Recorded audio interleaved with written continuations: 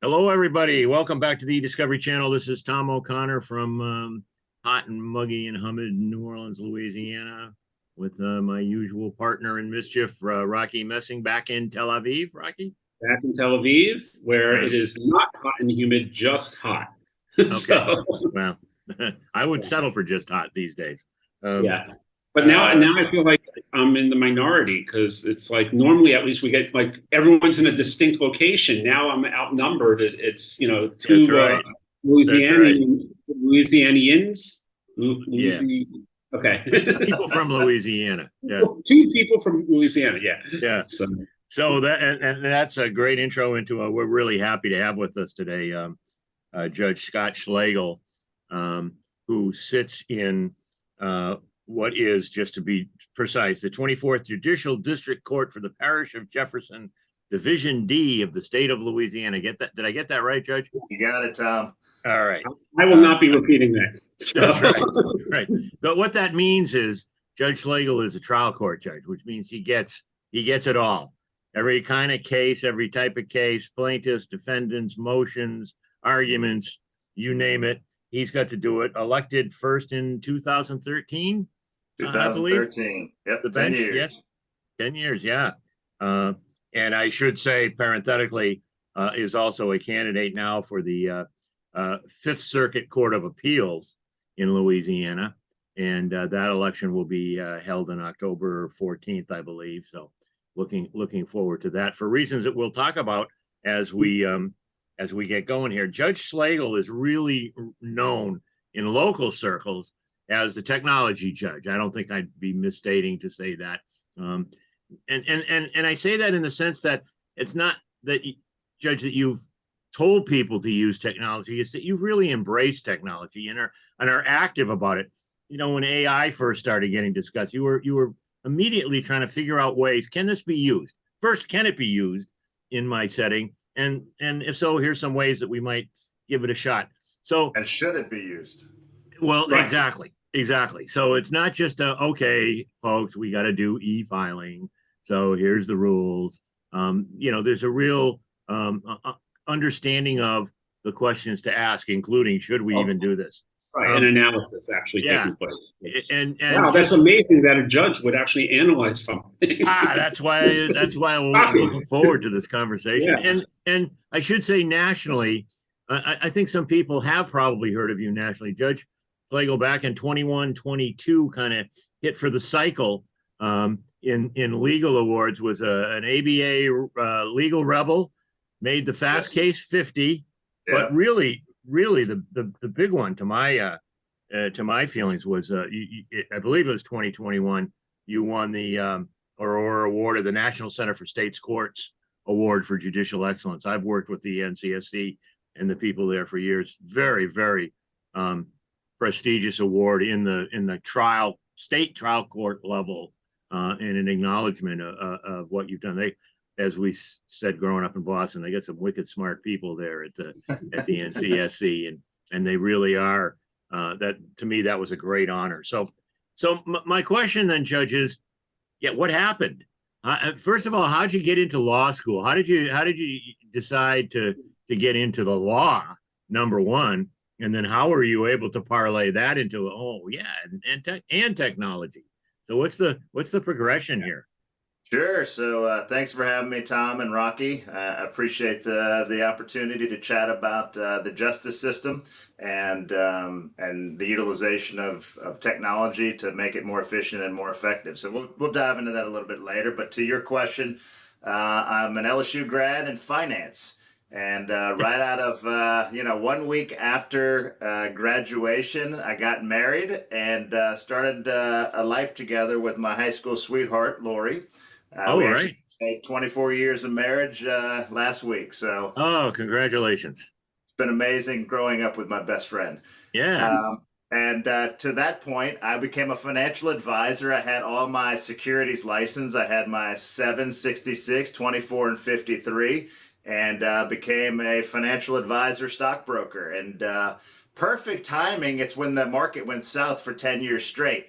So when you're 21 years old with all these phenomenal securities licenses and you're asking folks to, hey, look, just let me have your millions and invest it in a market that's in a downward spiral. Yeah. It wasn't working out too well. So my best friend and wife looked at me and said, "You need to go to law school."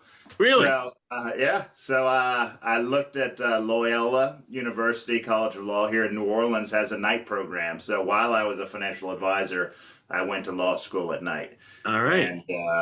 And that's how I got into the law. And after law school, All right. Did you have any interest? Like, what specifically was you should go to law school? What drove that direction? It was last minute apply for the LSAT, did well enough, and got in. Okay. And so, my interest actually was going to go into estate planning from the beginning because I love finances and I loved the law and the whole planning. So it was just a different aspect of being a financial advisor. And but there weren't many firms hiring in New Orleans for estate planning.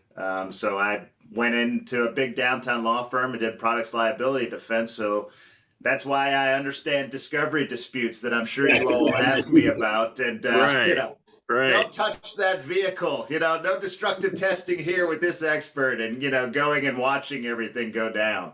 Huh. And living in warehouses for a couple of weeks, just going through boxes and boxes of thousands of pieces of paper and having to, I think I got one, and write it down. Oh, that's a privileged one. I got to send that one back to the lawyer, so. Post-it notes, right? So that gave me a great and deep appreciation of discovery disputes and how to, manage civil cases.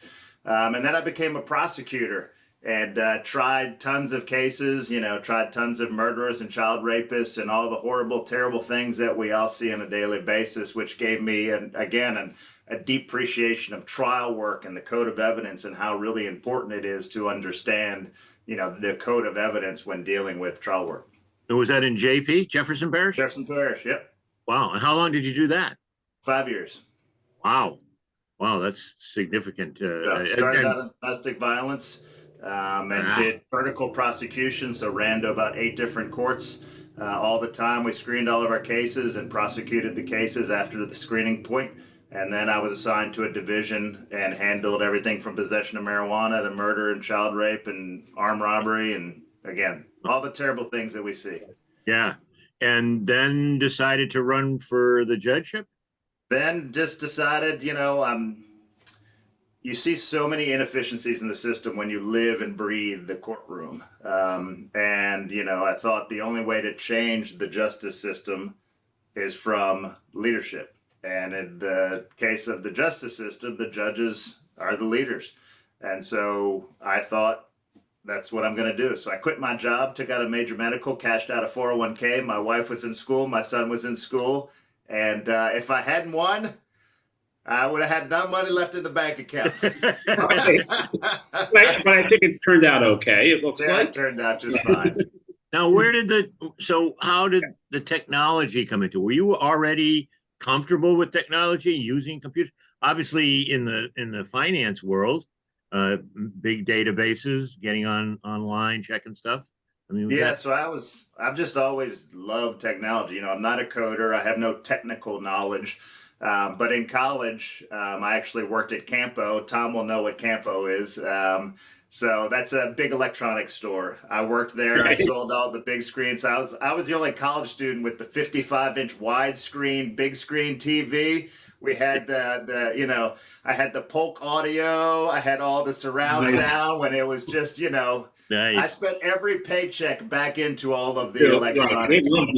And it was incredible. Actually, my first company was Custom Home Theater. I got the license. I started getting all that. And then I went home and my wife was like, no. Not going to happen. This is not a career path. So I've just always been obsessed and loved technology, every new gadget. I've got the heated mug. I've got the new Ultra. I've got, MacBook Pros and Macs everywhere. I just enjoy using tech. And did you have a sense of frustration either at the law firm or at the prosecutor's office that it wasn't being used to the best advantage?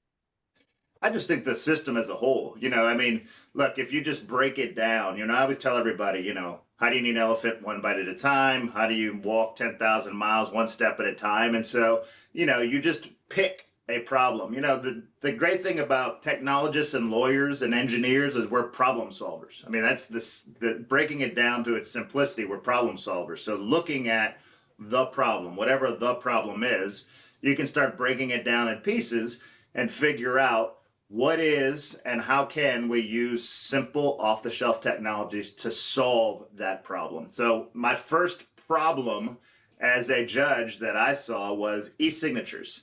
So judges, when I took the bench, were not allowed to e-sign orders. We were allowed to e-sign warrants, but we weren't allowed to e-sign every other order that we used. I mean, we had, you know how many dates we set on a daily basis that it's nothing more than all right, we're just signing something. Come back on the 15th at 9 o'clock. Yeah. But you need my signature to set that date. So I went to our local clerk of court and said, why aren't we e-signing? He says, I don't know. So we went and got a senator to sponsor legislation. And there you go. 6 months later, 8 months later, every judge in the state of Louisiana could e-sign documents. And how much of that, I'm sorry to interrupt, how much of that, what you just said is the issue? I don't know. It's just the way we've always done it. Oh, that's always the first answer. Yeah. That's the one that drives me crazy. That's because that's how we always done it, and that's, don't ever say that in front of me. I don't take lightly to those types of comments. So you got that changed. Well, more importantly, you got it changed, but adoption, because, there's one thing to get a approval and the okay and the legislation of, yes, you can use technology in this way, but adoption and education is a totally different story. So how do you tackle that? It's a great part. That's a great point. I always say, essentially define the problem, build your partnerships, and then pick your tech stack. And to your point, it's not as easy as I just made it seem. Because just because I say we need e-signatures doesn't mean voila. You didn't have to go talk to all of the individuals that may or may not want e-signature, get buy-in from the local partners, and then get the legislation passed. Once the legislation was passed, we then had to break it down into, again, bite-sized pieces, because you can't just implement overnight an e-signature platform. Thankfully, I live in a parish that has an incredible clerk of court that's always future forward looking and always wanting to improve and using technologies to do that. So we started building out the e-basket for the judges and started with my division, civil only, and these types of civil cases. So, you have to break it down before you can scale it, because you've got to work out the bugs. You've got to get the workflows right. All right, that wire basket cannot exist anymore. Stop it. Because even though some judges e-sign in other states and other jurisdictions, they still print that thing, put it in that bio, even after the e-signature. Right. Yes. Makes no sense. So to your point, start slowly, pick something that you can control so that you can work through those issues. And once you work through the use case, then you can start scaling. And it took another year or two before we got to criminal, because then we had to implement in all of the different other divisions, other judges, get them comfortable with it.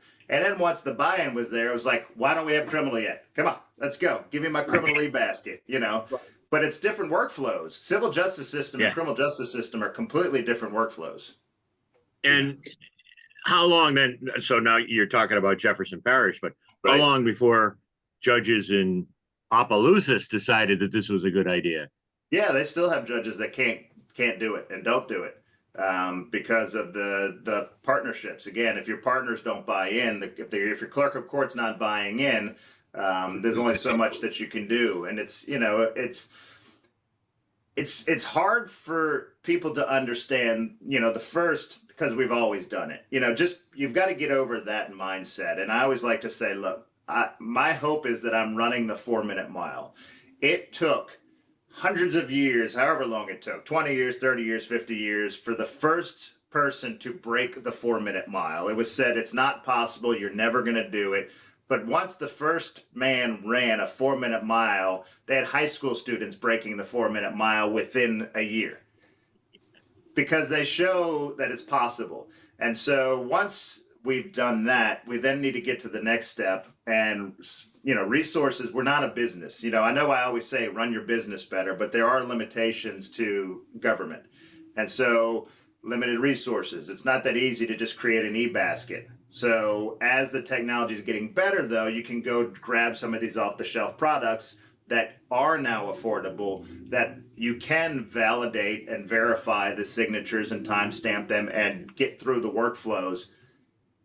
But then you got to train everybody to how to use it and where to use it and how to tie it in. And does it have an API to get back into the clerk of court? So, courts don't have technologists. They just they don't have. And the clerk of court says, "What's an API?" Right, exactly. And so, all these different processes, until we start considering IT does not mean that person who goes, here's your laptop, you have email on it, Judge. Or when Zoom breaks, they run to, give you your password. That's not a technologist. That's your general IT. You need both of them. And Rachi, I don't know if you're a technologist, but I'm quite sure I could not afford you if you are. Right. Well, and then that's a great point. That's a great point. But we touched upon something before we started recording. So now you let's say you've got this system in place and you got the buy-in and the clerks on board and you got this great basket system, the e-basket. Okay, what about the lawyers? That's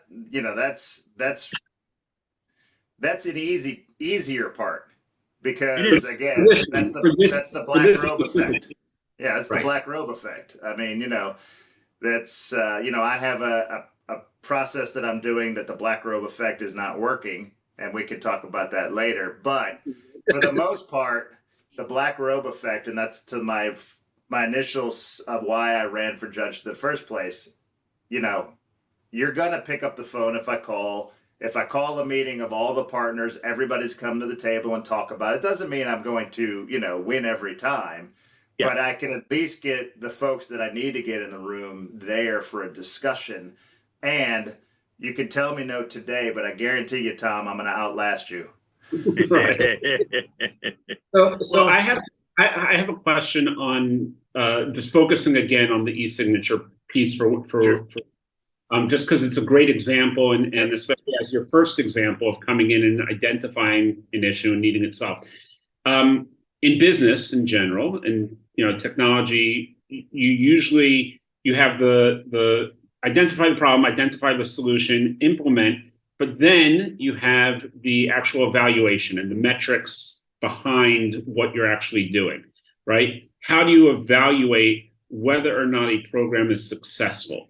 And a lot of times, especially in legal and especially in the court system, where, like you said, not a lot of money, not a lot of, I'm going to say,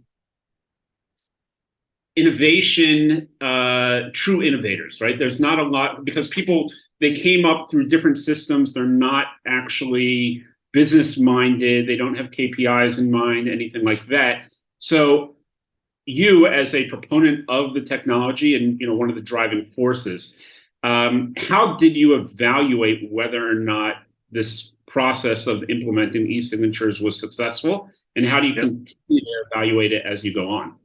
Well, evaluation is for e-signatures, I don't think is really a difficult one to do.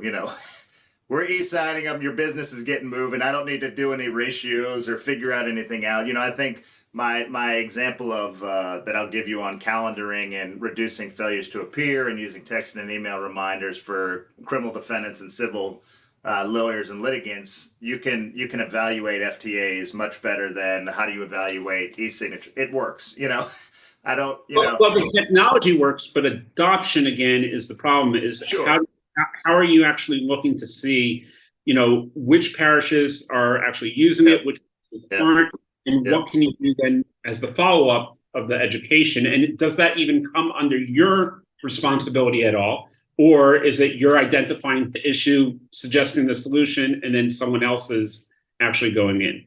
Yeah, everything you're saying could take another hour-long I conversation. know. Number one, I am one of 16 on my bench. I have zero authority on my own. Right. And so to determine adoption within my sphere is easy because I just look down the hallway or go to a meeting. And what you'll find in the vast majority of state courts and, throughout the country, and, I don't know how it is in Tel Aviv, but they're not unified. So there's no king or queen that says this is to be done. Here are the resources to do it. Here's the roadmap to figure it out. We will implement and then we will evaluate down the road. There is no such thing. And so the problem or a problem with a non-unified court system is, to your point, it's really difficult to implement and evaluate. I just do it because I love the justice system and want to see the justice system more efficient and more effective, which is why I use Twitter and LinkedIn and write all these things, because your justice system is my justice system. I don't believe in the not my backyard theory or concept. And so I put it out there so that people can use and steal the roadmap so that they can improve their justice system. And how you look at it and how you evaluate is for smart guys like you to come in and go, I want to see how this guy's handling it over here in Louisiana. Because, judges are judges. They're jurists. They're not technologists. They're not statistics folks. They're jurists. And so to tell a judge, hey, I know you got 80 on your criminal docket tomorrow, but do me a favor. How many failures to appear happened today versus last year? And go ahead and hand count it, because most people don't have clerks of court that can run reports for you. That's another elected office with his or her own budget and his or her own guidelines. So the justice system is not the judge. The justice system is all of these players with all their separate budgets and all their separate constituents and all their separate everythings, which makes this a ridiculously difficult and insanely complicated process and problem to fix. Yeah. So if you think of it that way, you're going to crumble into a ball and never get out of bed. Right. So again, take the elephant approach. Yeah. Right? We mentioned, or I mentioned earlier, the National Center for State Courts. Do people like that take some of your ideas? Do some of those broader think tanks out there who maybe talk to, your counterpart in Rhode Island or Idaho or Southern California? Is there any sort of, collaboration going on? Yeah. No, I mean, look, I've met with and gone to several, small roundtables with the National Center for State Courts with other judges and other players throughout the country. Right. And based upon those relationships, I'm speaking to Pennsylvania, I'm speaking to Washington, I've spoken to, a panel of 50, 60 judges. I spoke at the e-conference last year for the National Center for State Courts, and then folks will reach out to me. So yes, there is a lot of sharing of knowledge and putting it out there. But again, is it getting out there? Are there Scott Schlegels in these other jurisdictions? There are certainly other judges out there that do similar things. Okay, good. So, to your point, the adoption is too slow because we're jurists. We're not technologists. And unless you have a proclivity for this and an obsession with it, you're not going to do it. Because and you don't have budget to hire a technologist. So So I'm curious though. You mentioned an area where the black robe effect is not having so much of an influence. Tell us, what's that? What's going on there? So I'm sure you all use Slack. Yes. Slack or Teams. I will lose all respect for you if you're the first technologist that doesn't use Slack. All right, I use it. Yeah. All right. So I use Slack. Teams. Think of it again. By the way, nothing I say is a product endorsement. Use Teams if you. I don't care. But so I have used Slack and Zoom before any of these things were words, and people still don't even know what Slack is in the justice system. But I've got literally 8 different agencies on Slack. We act in real time. Wow. For criminal, I was a specialty court judge. So think of a drug court. You know, typically you don't find out that an offender has used drugs or done something before there's a new victim. Because when you send an offender or a probationer in drug court to take a drug screen, they go take a drug screen. They're positive, but nobody tells the judge until there's a new victim, because there's no real way to communicate with the clerk of court, the probation officer, the judge, the DA, the public defender, all these different agencies. So I implemented Slack probably 5 years ago, and put all of the agencies on. So now when you take a drug screen, you go and sit, it goes through it to the drug screen goes through a Slack channel and the drug screen Slack channel. And I use FedRAMP Moderate. I use all the high end securities, because never use freemium in the justice system. You have to pay to play. Pay to play. And discovery, if anybody ever has a public record request. So you gotta pay to play. So this is my most expensive product, obviously, when I use. But in either event, the drug screen comes through. It's positive. The probation officer knows detain. The judge says detain. Probation officer detains. Paperwork's filed. It goes to the jail. Clerk of court knows and sees it, sets it, and you're in front of me within 48 hours. You've tested positive. You're detained. You're coming in front of the judge within 48 hours. Right. So we use Slack to communicate in real time all the time in criminal for years and years and years. Okay. Why don't we do this in civil? The asynchronous thought process. Why can't I take your typical car accident, your typical slip and fall, your typical med mal, whatever types of cases, and put all the lawyers on Slack? And so when you have a discovery dispute, don't file anything. Hey, Rocky's not responding to discovery, judge. Hey, Rachi, why aren't you responding to discovery? I can do that at 2 a.m. You can do it at 4 p.m. It doesn't matter. We can use this asynchronous process until it's trial time. Handle everything preliminarily. Your motions for summary judgment, where you can just submit all of your filings. All your courtesy copies get posted in the channel. There's no ex parte, because you're seeing everything and everybody's seeing everything. If you need to know what the judge's calendar looks like, you slash it. Pull up my calendar, you can see it. You can talk to my law clerk. Hey, I need a copy of the jury charges. They can send it. That's not ex parte. Calendaring's not ex parte. So why not do this in an asynchronous manner? So, and the answer is? It's amazing. So Rachi, start from that. You have a problem. Now, does the law allow such a thing to occur?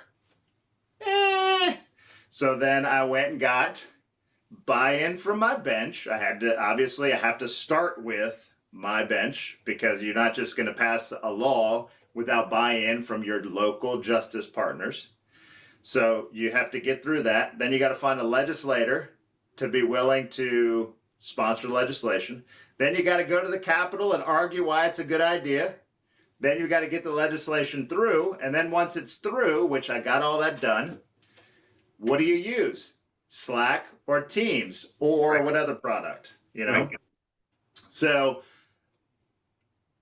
people don't, I have probably 5 or 6 sample cases. About 4 of them have resolved. The problem I have found is that if you're not a Slack user or a Teams user ordinarily, you're just not part of your workflow.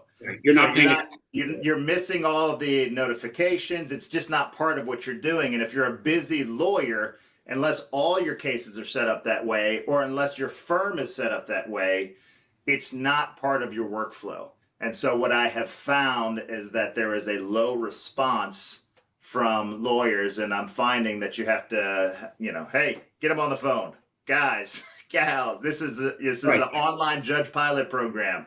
I asked you a question. There's no response in there, but there's no adoption because it's not part of the ordinary workflow of lawyers in our community. So if you were to find, the next step would be let's just say car accidents. This one insurance defense firm that handles all of this company's, just do those. And in that way you can build the muscle memory for those lawyers so that they know to always be on the lookout, and then they know to talk to the plaintiffs. Hey, judge uses Slack, you got to get on, or judge uses Teams, you got to get on. What about case types? What if you focused on, I'm sure you've thought of this, but domestic, where there's a lot of e-discovery and domestic and back and forth. Same problem. Same problem. Like I said, I think the answer that I was going to try next is going to be a firm who handles all of Progressive or all of State Farm or all of Liberty Mutual, whatever the companies are. Just pick one, because then you're going to get the same lawyers, and then you can build the muscle memory for the same 3 lawyers that handle that company. And then again, they can communicate with the plaintiff's attorneys on their first calls or second calls and say, hey, judge uses this platform, we got to get on it, we got to use it. That kind of stuff. This brings up an issue that I've seen a real uptick in recently. And by recently, I mean within the last year, post-COVID. I've seen more and more inquiries from plaintiffs' lawyers. And I'm not talking about any specific case, just generically, plaintiffs' lawyers seem to understand all of a sudden that there's benefits to this whole technology thing that perhaps defense bar, people who represent or work with insurance companies or banks have understood for a while. You get any sense of that? Is there any title shift there? No. Okay. I don't. But again, I don't. Oh, that's I think it's always unfair to broad stroke any category, because it's different. It's a different business model. Again, if you have different budgets, different requirements, different everything, there might be a very good reason. I'm not saying there is or isn't. I'm just saying, this stuff is insanely complicated. I'm going to say that a lot, because you really, really have to understand your workflow first, and then you pick your tech stack after you've built your partnership. So, I would have to dig deeper and say, all right, this workflow that fits better, that fits that, therefore, as opposed to broad stroking it. Well, the broad stroke in that, I'm sorry, Rocky, just real quick. The broad stroke in that environment is plaintiffs have not had to worry about it so much because they don't produce much, right? The defense guys are the ones who have to get with their client and get the documents and worry about meeting requests for production or et cetera, et cetera. And the plaintiffs really don't have, if they have to produce something, it's a very, very small amount. But that seems to be shifting a little bit now too, but interesting. I'm sorry, Rocky, I interrupted you. So I wanted to, first of all, I mean, what you basically said is take that concept of the small bites of the elephant and make them even smaller, because that's the answer of when you're finding that you've got obstacles. Let's try to break it down further. And I'd imagine that if you have both the defense and the bench are both on it, it will force the plaintiff's attorneys to actually come on board as well. Because if they see that the defense is actually having a conversation with you and that they're getting answers right away, then it'll hopefully influence them as well, I would think. Well, I mean, it was not a defense versus plaintiff comment. Right. One side. That was my comment. That was my comment. But I'm saying, even my example, the defense will represent a company. The plaintiff will represent an individual. So the plaintiff may have an individual that has State Farm. A plaintiff may have an individual with all the 12 different companies out there. So if I focus on a defense that has one company, will have 1,000 plaintiffs. That is the starting point because of a workflow issue, not a plaintiff's own. Exactly. And I wasn't calling out the plaintiffs there specifically. No. Right. This conversation's going south on a plaintiff versus exactly. Absolutely not. It wasn't a negative comment either. It's just it really wasn't. My experience has been I get it. that some people tend to be more technically oriented for strategic reasons. That's all. So let's shift the conversation a little bit because we're slowly running out of time here. As a state judge on the state level, there's a lot of talk, obviously, about discovery and e-discovery and things happening there, especially over the last 2, 3, 4 years in terms of new data types and things that are coming into play. what do you see on the state level happening? Obviously, you're the one who brought up Slack, so you're very familiar with Slack and the fact that e-discovery can take place there, but it may not be easy. What do you see? Because we hear a lot from federal judges, we hear a lot in the industry from the big defense firms, the big plaintiffs firms in terms of data and new data and things like that. You don't really hear a lot about it on the state level, but we know that it's happening. We know that in civil cases, a divorce case, you've got text messages, you've got conversations taking place in other platforms that are all subject to discovery. What do you see in general, not specifics, but what do you see happening? Any trends, any shifts there from a use of technology, and how the judges need to be aware of it and what's happening there? Yeah, this is that whole, you don't know what you don't know type conversation. And I think it's as we're going down this digitalization of our society, it's becoming more and more challenging. I say the word Slack, and half the people are going to say, "What's Slack?" Well, more than half the people are going to say probably Slack. right. You're gonna have, to your point, you're gonna have iMessages versus SMS. Who knows the difference and distinction between that? You're gonna have all these different things. Gen Xers snap; they don't text. So you're gonna have to find out, who's got that. And so today it's a problem. Tomorrow it's gonna be a nightmare, because there are things that my kid does. I have no idea. Like Snap. What is Snapchat? What do you mean that's where y'all communicate? And wait, Snapchat, that's like 4 years ago already. Right. Come on. Yeah, Right. exactly. Yeah. All of these different things of, forget about like knowing where to even look, where do you even look? What kind of discovery questions, what interrogatories, who are you RFP, where are you sending your subpoenas? What information is out there? How do you get good at your search terms in order to cull it down? Because you're always going to have the inevitable that's too much, it's too burdensome, it's overly, I can't do it, it's too expensive.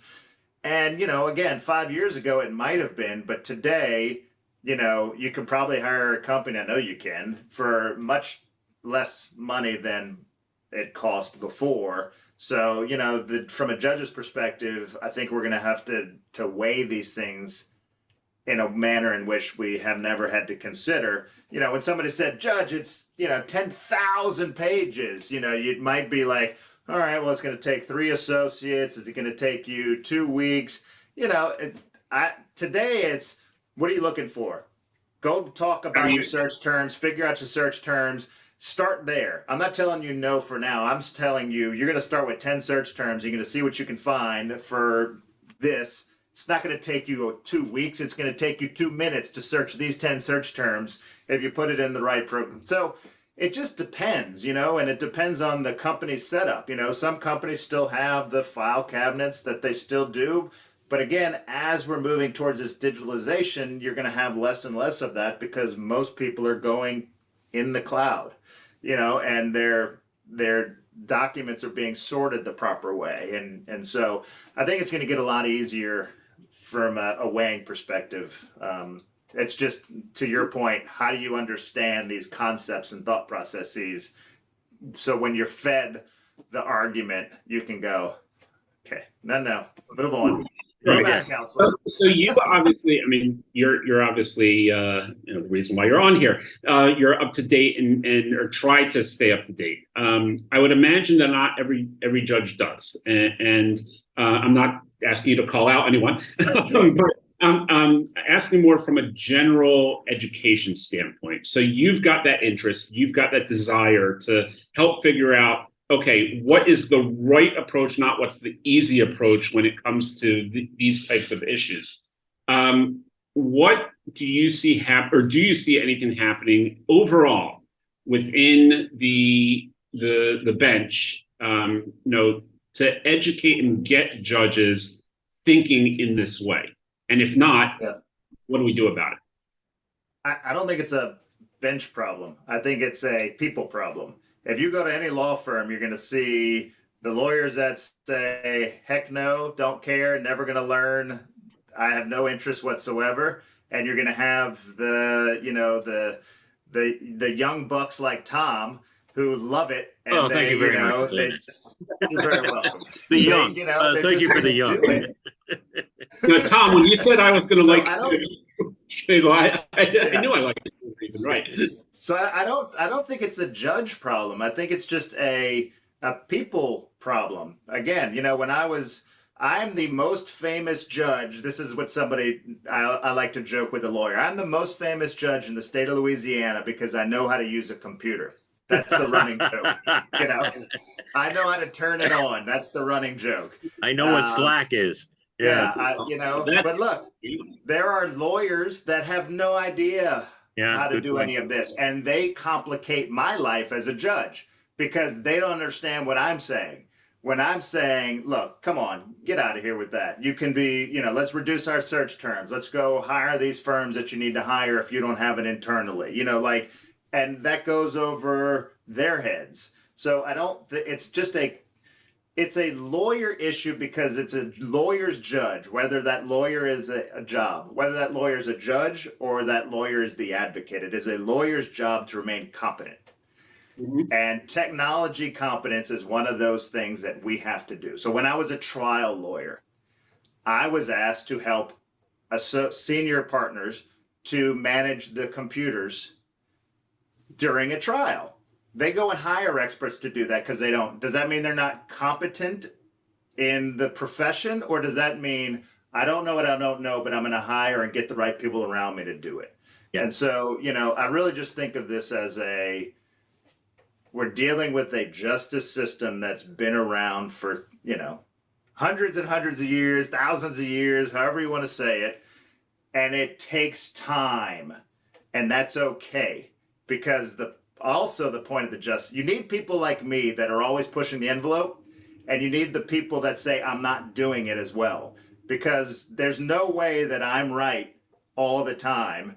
And there's nowhere they're right all the time. So you need this push and pull because you don't want to change the justice system overnight.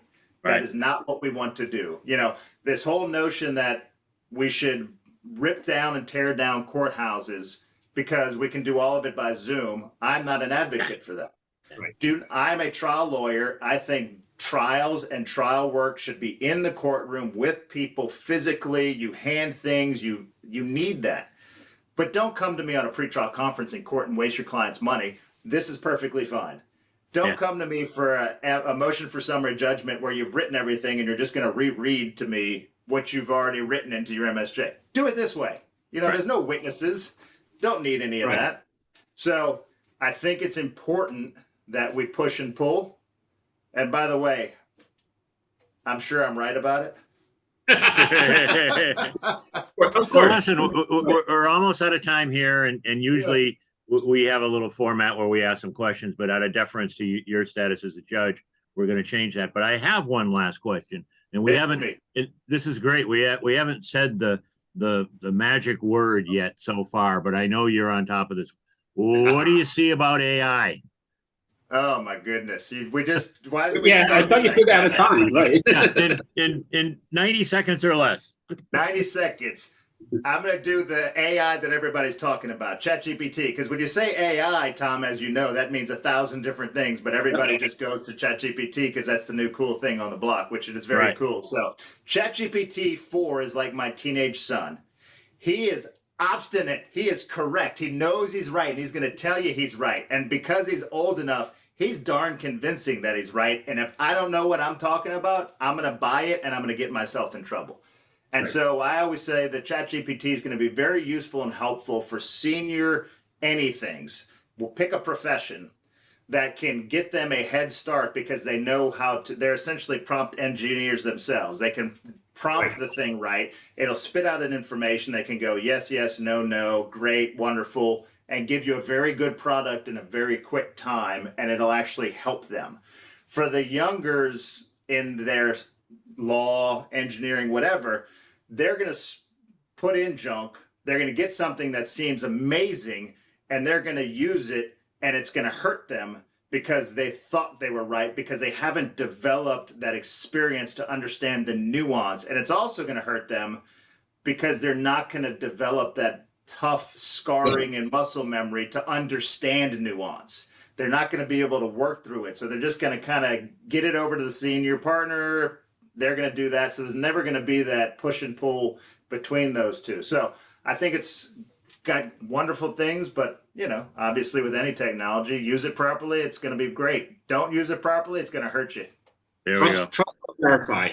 That's right. So, Well, Judge, I really want to thank you for taking the time out of your schedule. I know you've got e-dockets to sign, right? You got some stuff to go do. Did a bunch this morning already. Yeah. So we really appreciate you taking the time to talk to us. It's always great talking to you and sharing Thanks these for ideas. having me, Tom. Thanks for having me, Rocky. Good luck in the election in October. Thank you. All right, and for all our viewers out there, thanks for tuning in, and we will see you next time on the eDiscovery channel. See you.